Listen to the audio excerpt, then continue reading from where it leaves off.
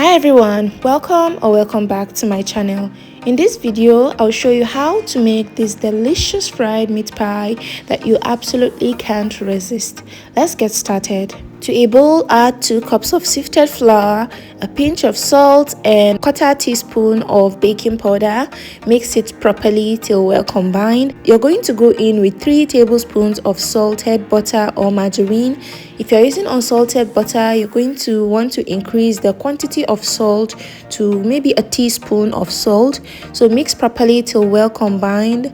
The butter used for fried meat pie is way less than the one used for baked meat pie, because if you use too much butter for the fried meat pie, it's going to end up soaking up a whole lot of oil. In a bowl, crack in an egg. Whisk your egg properly. Pour your egg into the dry ingredients and add 1/3 cup of water. You're going to mix this properly till you form a dough.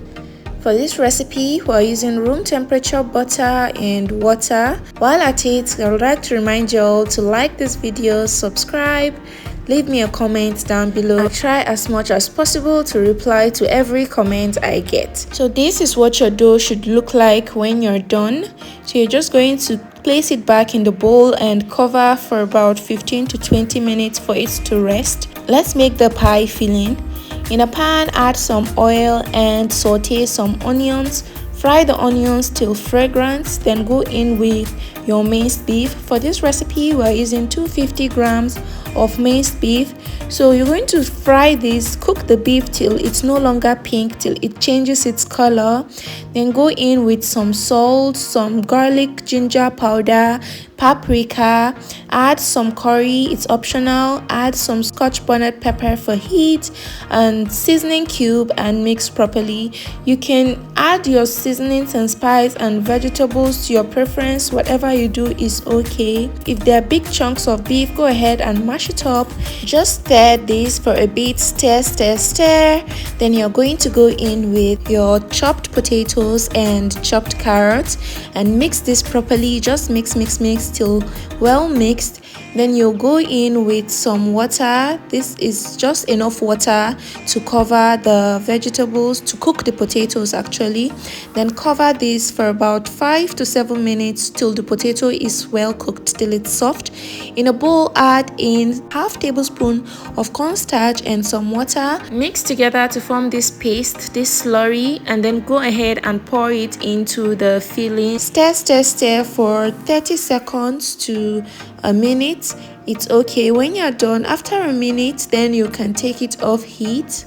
Then you're going to transfer this to a plate and spread it all out for it to cool down completely. Just spread and let it cool down. So this is what our filling looks like. At this point, our dough is done resting. It's way softer, like so. Sprinkle some flour on your work surface. Enough flour, guys, you need enough flour. Place your dough on your work surface and you're going to roll this. You're going to roll this really flat. If it's sticking, guys, make sure to add flour. Then flip on the other side and you're going to roll this flat. If you're still watching this video and you still haven't liked or subscribed, please do. Support me by liking this video, share it to people you feel might need this video. Thank you. So keep rolling, roll it flat like so. This is what you should have. We're going to use this to cut. You can use anything to cut into whatever shape and size that you want, but I'm using this one. So after cutting, I'll just take out the excess. You're not going to throw this excess away. You're going to re-roll it, okay? I'll go ahead and form it into a dough again, make it round and smooth, and re-roll this. So I'll just roll it out a bit and then cut. So this gave a total of, I think, 7 pieces. So take one of your rolled and cut dough and just flatten it up a bit. This paste is a mixture of flour and water. It's going to act as a glue to seal off the edges. Then take your paste and you're going to spread your paste all around. So after adding the paste, add your filling in. Don't fill it up too much. Then you're going to cover. Use your finger to press down all the edges like this. Just press down, make sure that it's well secured.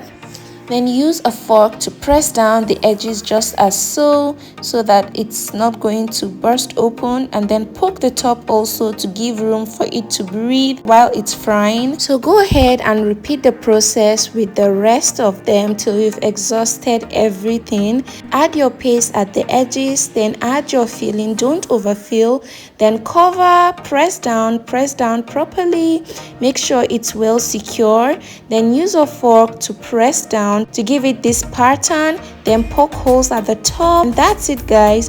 Here is everything we've done. We have 7 pieces here. Then you're going to heat up some oil, then fry. Make sure you fry at medium, not high, not low, just medium heat, so that the dough gets to fry both outside and inside. So go ahead and flip to the other side. Fry to your preference, fry till golden brown, just as so. And when you're satisfied with how it looks, you can go ahead and take it off heat. Make sure to place them in paper towels to extract all the excess oils. Here's our fried meat pies, all done, all ready. Looks beautiful, right? I know. Let me show you what it looks like on the inside.